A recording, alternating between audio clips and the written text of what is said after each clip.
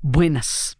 Antes de entrar en nuestra gran serie de el viaje por la historia de América Latina a partir de sus museos, vamos a hacer un especial de 2 programas sobre historias de mujeres, mujeres contemporáneas, mujeres pioneras, mujeres artistas, mujeres maravillosas.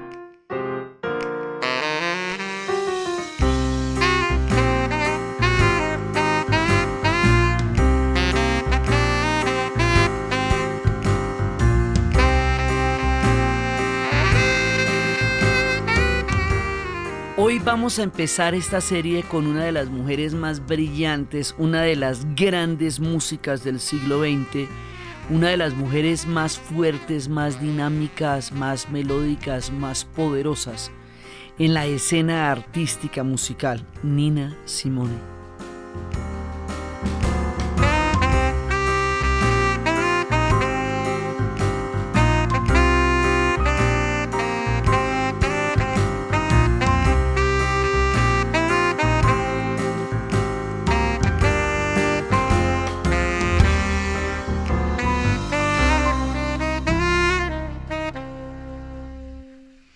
Esta mujer colosal, con una fuerza impresionante, con un talento y una potencia de voz, esta mujer inspiradora del mundo y de la música, va a ser una de las grandes luchadoras por los derechos civiles en los Estados Unidos.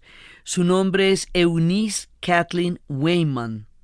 Ella nació en los Estados Unidos, en Tyrone, Carolina del Norte, en 1933, en plena segregación.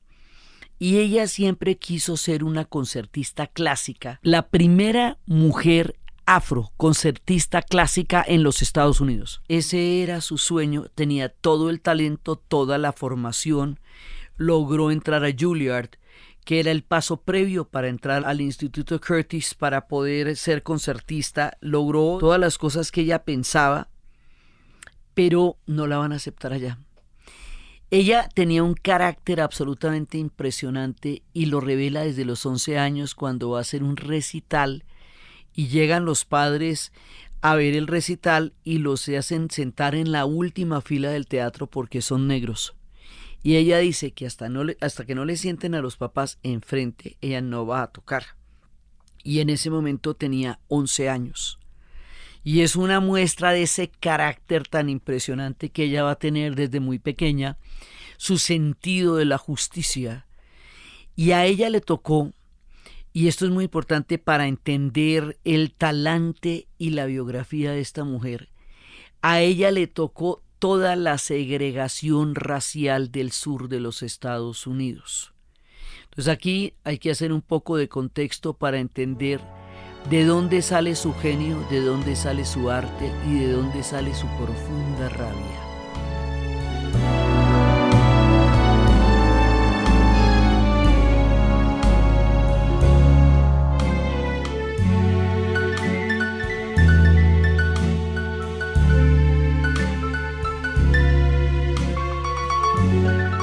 Los Estados Unidos va a tener a partir de 1896 terminada la guerra civil y terminada el tiempo de la invasión del ejército del norte de los Estados Unidos sobre los pueblos, sobre los estados del sur. Ellos van a tener, una vez que se van los ejércitos del norte, en el sur de los Estados Unidos se va a implantar un sistema legal de segregación, un paquete de medidas de segregación que se va a conocer con el nombre del Jim Crow System. Este sistema separaba todo el sur de los Estados Unidos en cada uno de los ámbitos de la vida cotidiana. Separaba los colegios, separaba las bancas de los parques, separaba después los buses, separaba las iglesias, separaba las calles, separaba los teatros en un letrero que decía para blancos y para gente de color, white and colored people. Esa segregación le daba todas las oportunidades de educación, de salud, de vivienda, de bienestar, de progreso a las comunidades blancas y le negaba todas esas oportunidades a las comunidades negras por el color de la piel. Hoy por hoy eso resulta tan inexplicable que uno ni siquiera sabe cómo decirlo en palabras, y eso mismo fue lo que vivieron los surafricanos a partir de 1948, que se conoció con el nombre del régimen del apartheid. Pero en Estados Unidos ocurrió bastante tiempo antes y duró muchísimo tiempo contra ese Estado, contra la segregación oficial, institucional, estatal del sur de los Estados Unidos, que estaba dividido del norte por una línea, se llama la línea Manson-Dixon. Esa línea, cruzando la línea hacia el sur, viene toda la segregación de los Estados Unidos. Y cruzando la línea hacia el norte, ya en ese momento no estaba segregado el resto del país, aunque la segregación existiera de facto, aunque las personas de la comunidad negra no tenían las mismas oportunidades que los blancos en el norte, porque eso tampoco pasaba, no estaban bajo un régimen de segregación institucional como sí lo estaban en el sur. Eso era la diferencia. Si no fuera así, a ella la hubieran admitido en la Academia Curtis de Filadelfia por su talento y no por el color de su piel. Y no la admitieron, lo que le va a generar una herida profunda en la vida, una rabia que la va a acompañar siempre, y ya en el ocaso de su vida, poco antes de morir, le dan el título honoris causa de esa academia, que no la aceptó cuando tenía el talento, las ganas, el sueño y la ambición para llegar a ser la gran música que sería, una concertista clásica. Entonces uno tiene que entender que la vida de Nina Simone está totalmente entrelazada con la segregación racial en los Estados Unidos, como la de todos los grandes músicos que vivieron en esa época. So, recordemos que eso no le fue bien a nadie. Pues eso, Billie Holiday no la dejaban comer en los mismos restaurantes donde ella actuaba. Sí, o sea, Bessie Smith muere después de haber sido atropellada por un automóvil, muere en la puerta de un hospital para blancos porque no la atienden porque es negra.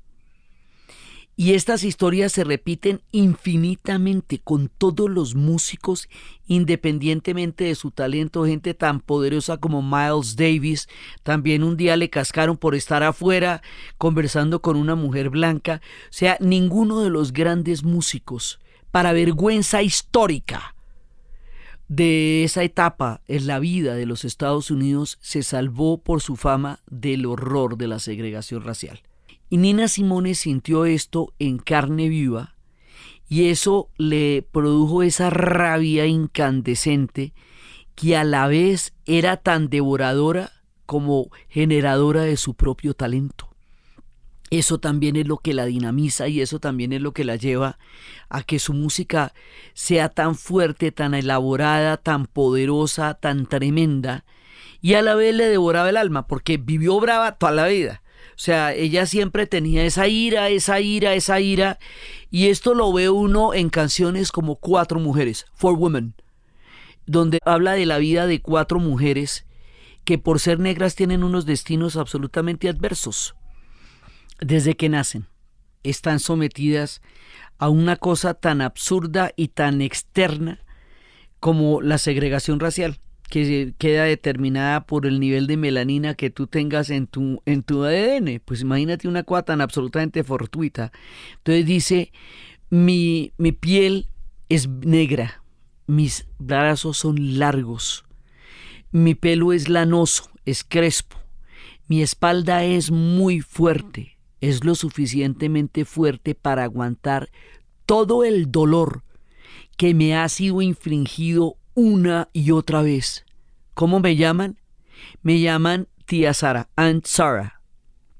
Esa es una. Mi piel es amarilla, mi pelo es largo. Nací en la mitad de dos mundos, pero yo pertenezco. Mi padre era rico y era blanco, forzó a mi madre tarde en la noche. ¿Cómo me llaman? Me llaman Sefronia. Mi piel es quemadita, dorada. Mi pelo está muy bien. Esto del pelo es muy importante porque hay una discriminación por el pelo crespo, la cosa más impresionante. Y esto no solo en Estados Unidos, ¿no? Entonces hablan del pelo malo. ¿Cómo te parece que el pelo malo es el pelo crespo? que no es elegante, que las hacen tener que hacerse moñas para ir a trabajar en las empresas. Hay toda una medida de la discriminación por lo crespo del pelo. Entonces esta mujer dice, mi pelo está bien. O sea, mi pelo está bien quiere decir que el pelo es liso, que no es crespo, que no es abundante, ni todos esos rasgos de discriminación por los caracteres de la raza afro. Dice, mi boca es como el vino, mis caderas te invitan. ¿Quién soy yo? Yo soy una niña dulce. ¿De quién soy? De cualquiera que pueda pagar por mí. ¿Cómo me llaman? Me llaman cosita dulce. Esa es la otra.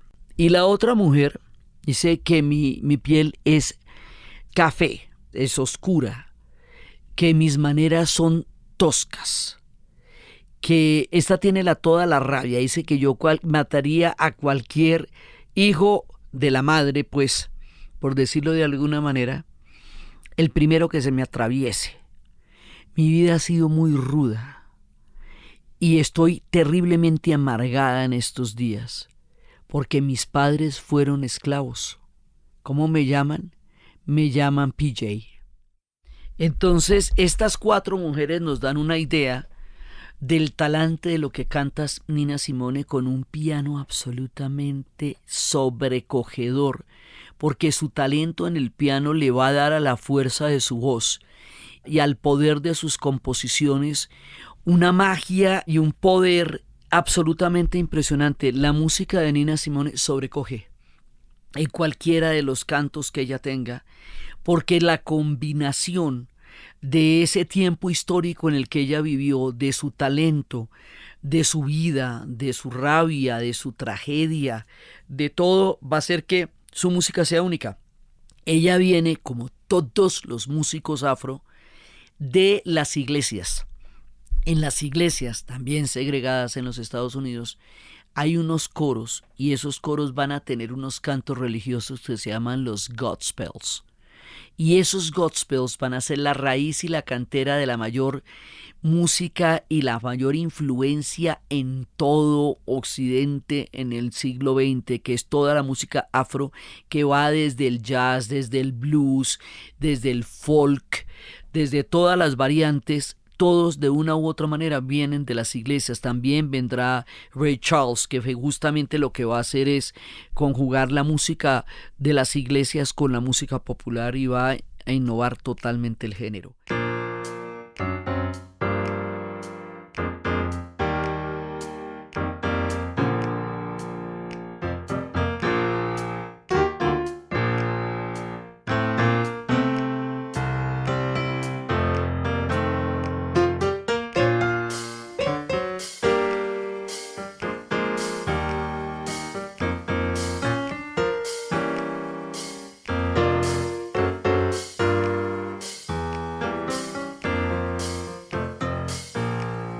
Esta mujer va a ser grande en la época que había mucha gente grande, porque pues es también la época donde está Aretha Franklin, es la época donde está Gladys Knight, es la época donde está Diana Ross. O sea, es un tiempo en que se está desarrollando un movimiento musical gigantesco al que lo vamos a conocer con el nombre del soul, la música del alma. Y es que hay un punto de transición en el que está por un lado el movimiento de los derechos civiles, y el movimiento de los derechos civiles es el que encabeza Martin Luther King para tumbar las leyes de segregación que están por todos los Estados Unidos en el sur. Para poderlas tumbar había que hacer un acta, porque si no se tumban mediante un acta constitucional, pueden volver a reconocerlas total o parcialmente en cualquiera de los estados. Por eso van a marchar, y van a marchar a partir del momento en que Rosa Parks se niega a darle el puesto a un blanco en los buses segregados, donde el bus de la mitad para atrás era donde se podían sentar los afros y de la mitad para adelante los blancos. Pero aún así, si en la mitad para atrás a un blanco le daba por sentarse, el negro tenía la obligación de darle el puesto por las leyes de segregación del Estado. Entonces Rosa Parks no se para, y esto va a empezar el movimiento por los derechos civiles, y el reverendo Martin Luther King va a liderarlo. Entonces hay un movimiento por los derechos civiles, al cual Nina Simone va a contribuir enormemente con su música, con su voz, con sus letras. Este movimiento va a tener una cantidad de mártires porque los van a matar de las maneras más miserables. Y hay un momento en que van a matar a uno de los grandes activistas, Medgar Evans, y van a poner una bomba en una iglesia donde había 4 niñas, y las 4 niñas fueron asesinadas en un crimen de odio. Y a ese hecho tan absolutamente irracional, violento, indescriptible y terrible, ella va a componer una canción que se llama Mississippi Goddamn. Es como una manera de decir maldito Mississippi. Sí, en ese momento que la tiene muy brava Alabama, que la tiene muy brava Tennessee, pero que maldita sea Mississippi.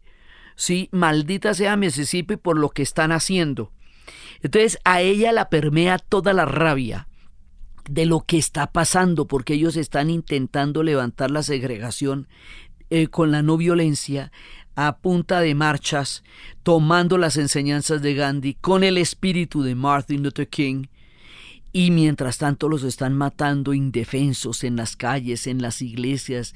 Después de bastante tiempo, durante todo el siglo XIX, los linchaban sin que los linchamientos estuvieran penalizados. Para 1960, los linchamientos en el sur de los Estados Unidos todavía no estaban penalizados. O sea, hay un punto de partida tan vergonzoso de la especie, de lo que significa la segregación racial en el sur de los Estados Unidos, que lo explicamos para que entiendan la rabia de Nina Simone. O sea, uno nace en un contexto de esos y realmente lo permea la rabia, porque esto es una cosa que cotidianamente les va a tocar vivir a todos ellos. Entonces está el movimiento por los derechos civiles. Ella estuvo con Martin Luther King. Ella decía que ella no se sentía capaz de ser pacifista, y él decía: está bien, hermana, está bien, yo la entiendo en su rabia. Pero este movimiento, donde los fines y los medios no son separables, va a lograr finalmente que cambie la segregación racial en los Estados Unidos. Hay otra parte del movimiento, y es donde dice Stokely Carmichael que está muy bien que se cambien las leyes, que se acabe con todo el paquete de segregación racial, pero que mientras no exista una transformación en la mentalidad de la comunidad negra, mientras ellos no se empoderen de su propia historia, mientras ellos no se narren desde un lugar distinto a la esclavitud y a la segregación, no serán libres aunque las leyes cambien.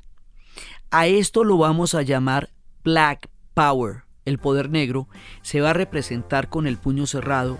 Lo inicia Stokely Carmichael. La banda sonora de este movimiento político, cultural, artístico va a ser el soul. Y de ahí Nina Simone va a ser la suma sacerdotisa del soul. O sea, ella es de este tamaño.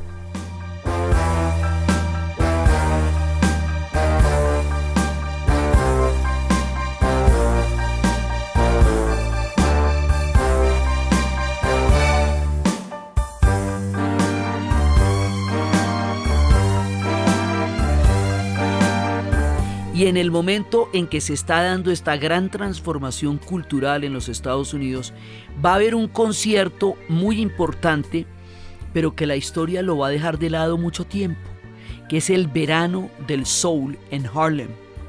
Y allí van a estar todos. Ahí va a estar Nina Simone, ahí va a estar Gladys Knight, Sly and the Family Stone, ahí va a estar Stevie Wonder, Curtis Mayfield.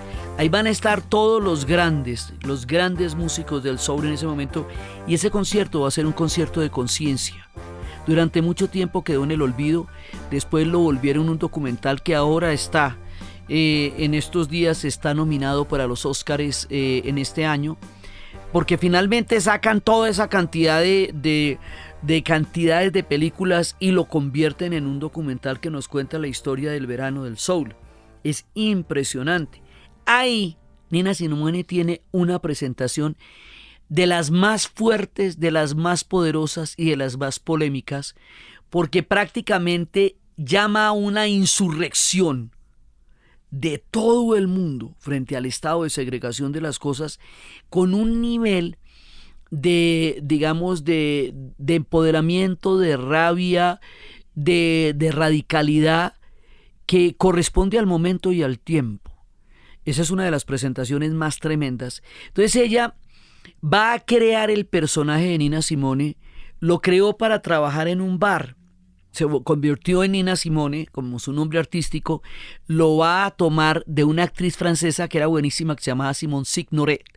Y Nina, porque uno de los novios le decía Nina como una manera de decirle niña, pero no tienen la ñ, entonces le decía Nina. Entonces ella se vuelve Nina Simone, ese es su nombre artístico, como Norma Jean se vuelve Marilyn Monroe.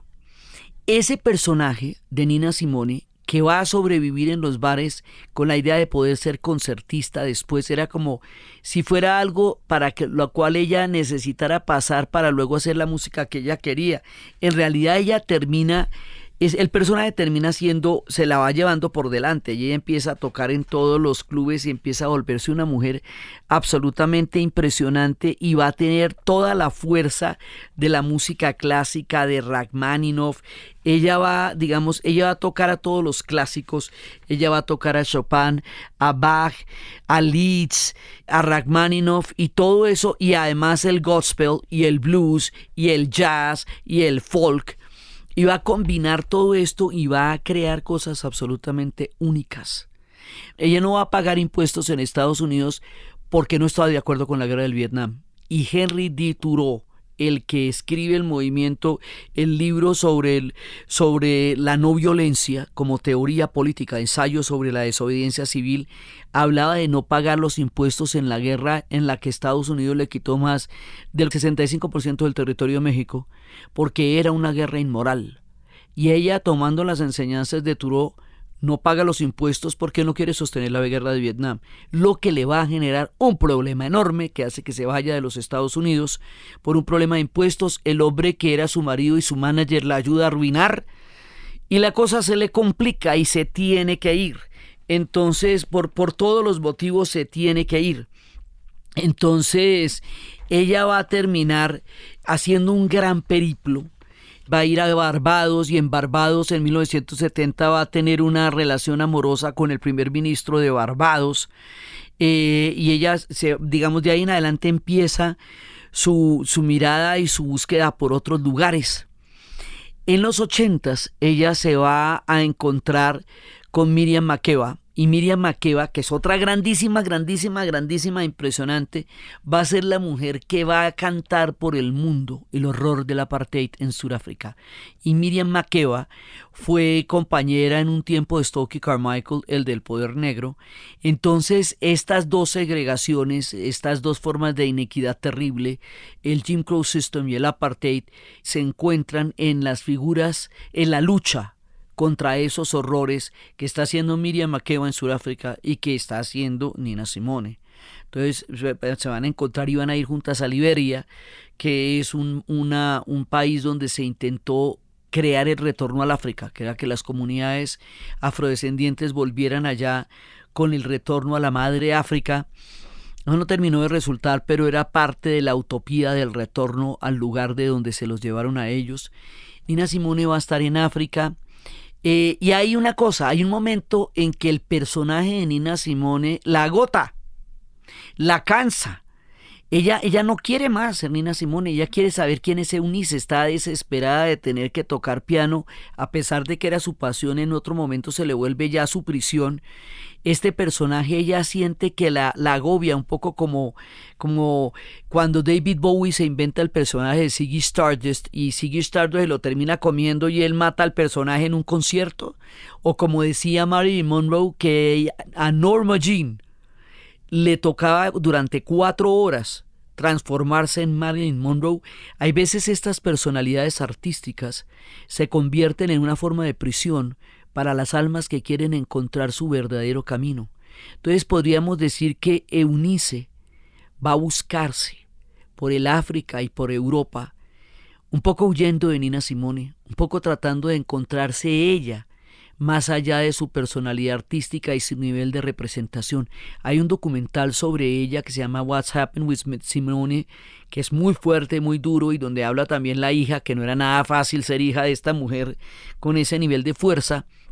Y esta mujer va a terminar sus días en el sur de Francia. y va a morir finalmente en el 2003, dejando uno de los legados más importantes, poderosos y transformadores de la música contemporánea.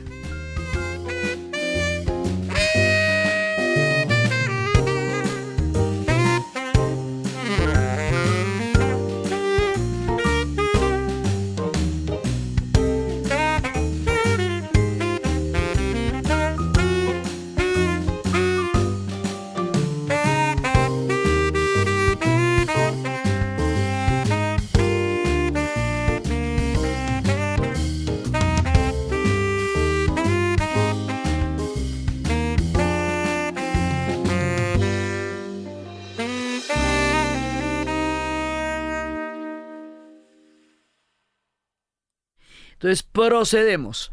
Vamos a ver una historia que tiene de todo: acción, suspenso, intriga, empoderamiento, geopolítica, clínica, ciencia, bondad, emprendimiento, empoderamiento.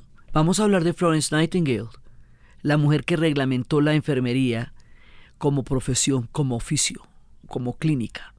Esta mujer va a vivir en Inglaterra entre 1820 y 1910. Nace, digamos, en Florencia, pero realmente es una mujer inglesa por familia y por sociedad. Cuando usted es una mujer de una buena familia en la Inglaterra de la era victoriana, usted es un activo familiar, como pueden ser las fincas o las haciendas. Entonces a usted hay que casarla. ¿Por qué casarla? Es la manera como se perpetúa y se garantiza el statu quo y se garantiza que la fortuna familiar sea creciente o se rescate de una posible quiebra. Digamos, si les da curiosidad ver esto, los Bridgerton, es una forma bastante, digamos, bastante entretenida de entender qué significaba un matrimonio para una mujer en esa época. Era la única posibilidad de sobrevivir, porque era para lo que estaban destinadas, eran fichas. Los matrimonios eran fichas, enlaces, claves. El engranaje económico se hacía casando a las mujeres en la era victoriana. Luego no tenían más alternativa que esa. Entonces, para salir una mujer como Florence Nightingale o como Jane Austen, que se va a dedicar a ser escritora, tiene que ser uno muy parado, pero muy parado, porque para que la familia renuncie a ese pechito, eso es complicado. Entonces esta mujer se le va a parar a la familia y le va a decir que no, que ella no se va a casar, ella no se va a meter en eso, y que ella tiene unas convicciones religiosas muy profundas que la llevan a una vida de servicio, y que ella quiere ser independiente. Ser independiente en esa época realmente no era una opción, no había como para dónde ni como para qué. Se enfrenta a la familia, a los convencionalismos de la era victoriana, que no eran pocos. La era victoriana era una cárcel de costumbres, sobre todo para las mujeres. Hay diferentes burkas, no solamente hay burkas de tela, también hay burkas de costumbres. Y las mujeres en la era victoriana tenían una mínima movilidad en términos de todo lo que la sociedad estaba esperando de ellas para garantizar lo que les cuento.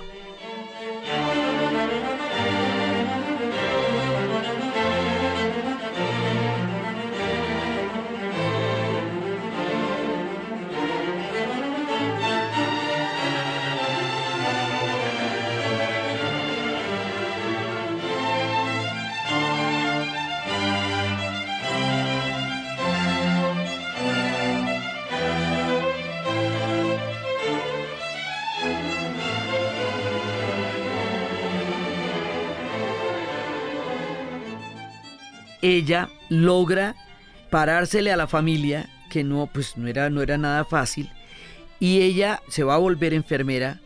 En 1853 va a ser supervisora de enfermerías de un hospital de caridad en Londres.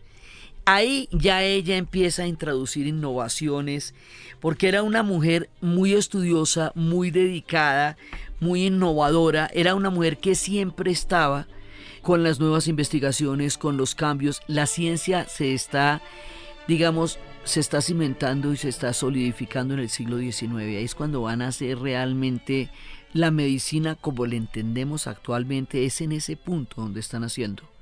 Es ese punto donde se están dando no solamente los grandes descubrimientos, sino las grandes sistematizaciones. Estamos a punto de las teorías de los virus de Pasteur, que ella las intuía como las intuía Samuel Weiss, pero hasta que no se descubrieran, y aún después de descubiertas, no era fácil entender lo que Pasteur decía, pero ella iba como entendiendo que por algún lado empezó a darse ahí. Entonces ella empieza a trabajar, empieza a darse cuenta que el trabajo de las enfermeras estaba metido en un mundo de buenas intenciones, de buenos sentimientos, lo cual está muy bien, pero estaba lleno de sectarismos religiosos, estaba todavía demasiado empantanado de muchas creencias, pero no había una asistencia sanitaria científica, no había el rigor de una formación de enfermeras. Eso es lo que va a hacer Florence Nightingale. Ella va a reglamentar el oficio, ella va a inventarse lo que es el seguimiento de las enfermeras a los pacientes todos los días, la evolución de las historias, el tener un récord de qué es lo que le pasa al paciente día a día, cómo se va dando eso, las historias clínicas, que es lo que le ponen a usted en la cama, eso, y que usted tiene ahí un letrero, eso es una historia clínica, eso es lo que saben, lo que lo está pagando usted, eso se lo inventa ella. Ella reglamenta y hace científica la profesión.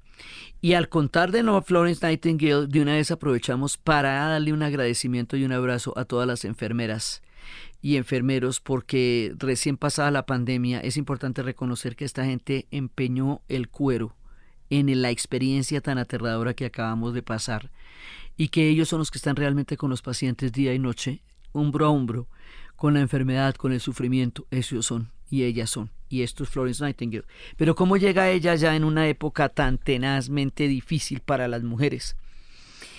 Pues ella lo que va a hacer es que se va a ir para la guerra de Crimea.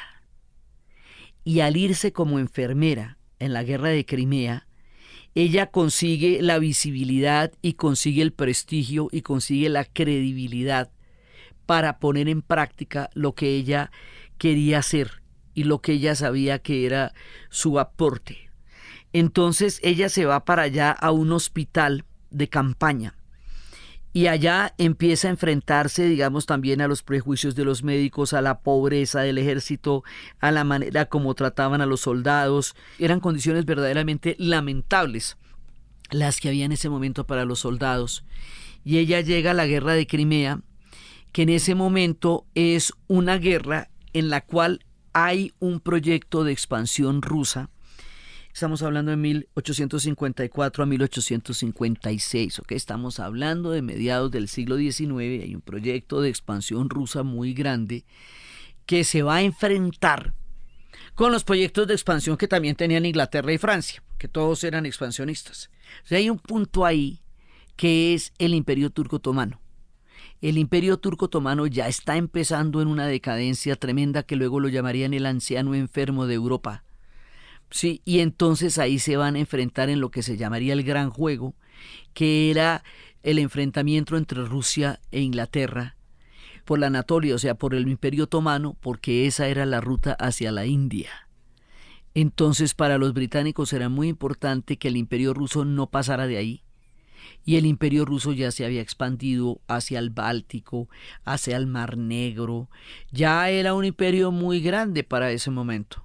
Entonces, inclusive hay una frase de Churchill que decía que Rusia en el oriente era la civilización y en el occidente solo podría contagiarse de nihilismos y otras enfermedades occidentales. En ese momento los griegos se ponen del lado de los rusos porque sus enemigos eran los turcos, porque fueron los que los invadieron y los tuvieron bajo sometimiento durante muchos siglos. Y esto va a ser una guerra importante porque va a ser una guerra estratégica a nivel geopolítico. Y va a definir quién va hasta dónde y de qué manera. Y esa definición geopolítica es la que se conoce con el nombre del Gran Juego. Eso a nivel estratégico, a nivel geopolítico y a nivel del tablero de ajedrez del mundo, que seguimos todavía evocando en el siglo XXI como si no nos lo hubiéramos aprendido desde el siglo XIX. O sea, es increíble que todavía esto sea un tema y no sea historia por allá vetusta de libros antiguos. Pero más allá de la geopolítica y más allá de la gran estrategia de potencias y de imperios, está de lo que se trata la guerra, del sufrimiento humano.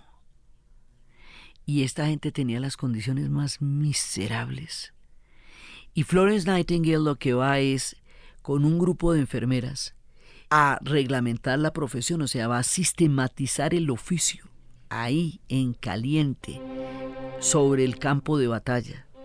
Y en las noches, ella iba con una lámpara a hacerle ronda a los soldados que estaban heridos y que estaban en unas condiciones sumamente lamentables y dramáticas.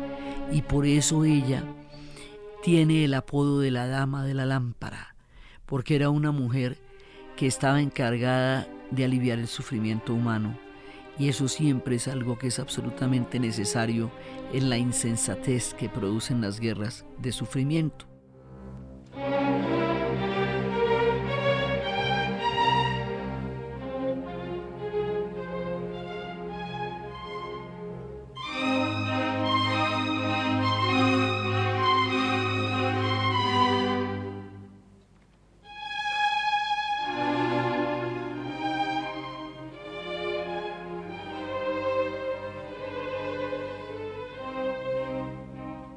No era ella la única que estaba allá, también hay una mujer jamaiquina tremenda que va a estar directamente en el frente con los soldados y que también va a ser una colaboradora muy importante para el oficio, que se llama Mary Siscoe, pero ella era jamaiquina y ella va a ser pionera y heroína de la guerra de Crimea. Ella nació en Kingston y va a recorrer el Caribe y va a mezclar la medicina tradicional con la construcción de la ciencia y va a ser una heroína de allá.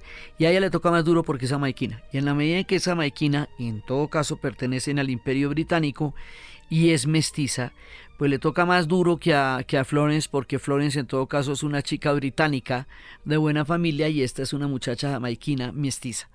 Y las dos de una manera van a hacer una contribución muy grande al oficio de enfermeras. Entonces Florence Nightingale, primero en la guerra, ella va a, digamos, a mostrar lo que ella quiere hacer. En la guerra ella tiene la credibilidad de lo que va a hacer y de la manera como lo va a vivir y lo va a encontrar. Y entonces ella reglamenta la profesión, pero más allá de la guerra de Crimea, toda la práctica la va a llevar al servicio civil en Inglaterra cuando termina la guerra.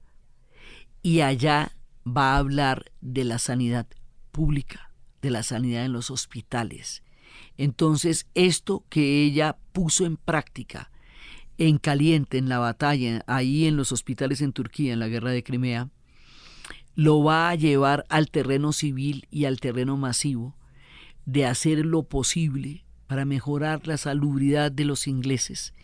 Ella, por su posición social y por su carácter y por su habilidad, hoy por hoy sería una influencer, ella va a lograr la atención del mundo, digamos, de su época, y va a lograr que le paren bolas y que le crean y que le creyeran a una mujer en la ciencia. En esa época era muy difícil, pero la experiencia de Crimea le construye a ella la credibilidad necesaria para que le den el apoyo y ella pueda hacer lo que haría después, que es aplicar lo que vio en Crimea para la gente en Inglaterra.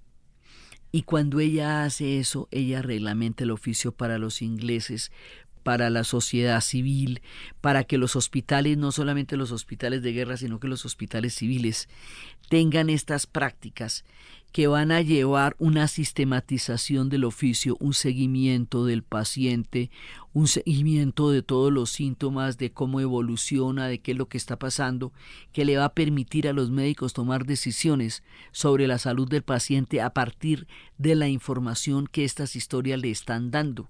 Y estas historias las hacen las enfermeras, y esas enfermeras los organiza Florence Nightingale, crea la escuela de enfermeras, y es a la que se le debe en gran medida, dentro de la historia de la medicina, el papel fundamental de las enfermeras en la salud en los hospitales y en la vida. Esa mujer es una heroína de grandes proporciones. Por eso uno de los grandes hospitales de Londres se llama Florence Nightingale. Y se dice Florence porque ella nació en Florencia. Entonces, esta mujer deja las bases para la construcción del oficio de enfermería, no ya como un acto de bondad y de caridad, que es absolutamente importante que lo hagan, sino como una sistematización, como un oficio científico con una praxis que se pueda realizar de manera estándar y generalizada en el resto de los hospitales, porque la historia de la medicina se construye así. O sea, a partir del momento en que usted logra sistematizar una práctica, esa práctica puede ser implementada en los demás hospitales y puede expandirse por el mundo. Y estamos en la época en que ahí en Inglaterra y en el siglo XIX, ese es el corazón del mundo. El Imperio Británico está en su momento de mayor apogeo y lo que les he contado, 1 de cada 5 personas era súbdito de la reina Victoria en esa época. Así que lo que pasa en Inglaterra realmente va a repercutir en el mundo entero.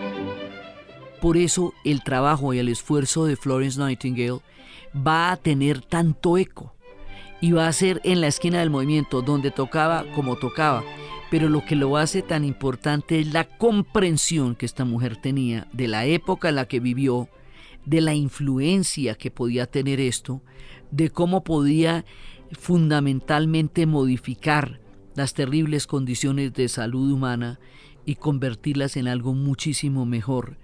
Ella tuvo que enfrentarse a todo el mundo, pues a su familia, a los médicos, entender y vivir la guerra directamente. Ella necesitó muchísimas cosas para poder atravesar los obstáculos que en ese momento se le presentaban a una mujer para tener credibilidad en la ciencia y para poder ejercer el oficio y para poder decir cómo se debe ejercer el oficio. Porque ella dijo, bueno, esto tiene que hacerse así, para que le crean. En esa época ella era una mujer, por eso les digo, sumamente parada. Y es tan importante la influencia de Florence Nightingale que un poquito más tarde, en las muchas guerras del siglo XIX, va a haber una batalla que se llama la batalla de Solferino. Y la batalla de Solferino va a ser tan aterradora, tan sanguinaria. O sea, la guerra es muerte, sufrimiento, dolor, hambre, miseria, devastación, degradación humana. Eso no tiene nada de chévere. Digamos así, la glorificación de la guerra está en los textos, no en los campos de batalla, ni en los hombres mutilados, ni en toda la gente que está muriendo. Eso no tiene nada de chévere.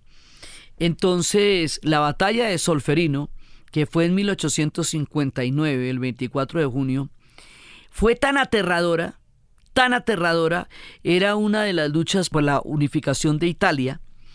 Los franceses se van a aliar contra los sardos en la época de Napoleón III y se enfrentan a las tropas austríacas y empieza una batalla que va a ser tan supremamente horrible que va a producir 40.000 heridos, 6.000 muertos en las poblaciones de esta época y con las armas de esa época, una enorme carnicería. Y en medio del horror de la batalla, 9.000 soldados logran llegar heridos a casas, a granjas, a plazas, a calles, y no hay quien nos atienda y además dejaron atrás las gasas. En ese momento, en el horror de la batalla, Henry Dunant, con la ayuda de las mujeres del lugar, pide el permiso para entrar a asistir a los soldados que están en esas condiciones de ambos lados, austriacos, italianos, franceses, a todos los heridos, y pide el permiso de la neutralidad para que todos sean atendidos independientemente de qué lado de la batalla estén. Y ese ejercicio de Henry Dunant, basado en la experiencia que Florence Nightingale estuvo en la guerra de Crimea, es el origen de la Cruz Roja. Entonces es la neutralidad en la guerra y en los campos de batalla. Entonces, en medio de la insensatez humana, de las guerras de los imperios, de los expansionismos, de la geopolítica a nivel global que involucra la muerte y el sufrimiento de tanta gente, hay personas que entienden lo que significa el sufrimiento humano y que han dedicado sus vidas a aliviarlo. Y ese es el caso de Florence Nightingale. Y ese es el caso de Mary Seacole, la enfermera jamaiquina, y de Henry Dunant también. Estos personajes hacen que de una manera u otra la compasión, la empatía, estén presentes aún en los episodios más terribles del sufrimiento humano, y en el caso de Florence Nightingale llevan la compasión y la empatía a la ciencia, a la disciplina, al estudio, a la sistematización y a la creación del oficio de enfermera.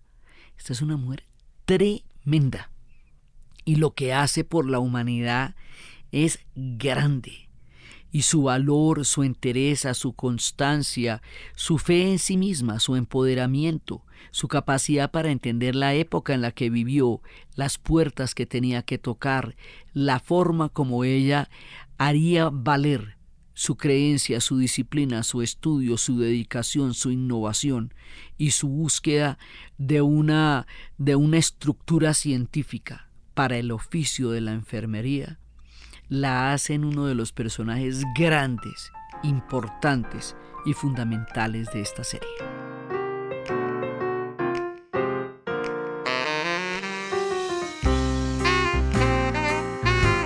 Entonces, desde el alivio del sufrimiento humano, desde la genialidad de Nina Simone, desde su talento, desde su fuerza creadora, desde la disciplina, la ciencia, la sistematicidad, la compasión, el esfuerzo por aliviar el sufrimiento humano de la insensatez absurda de la guerra, desde su lucha por una sociedad más justa, desde la música, desde el arte y desde la vida, en la narración Diana Uribe.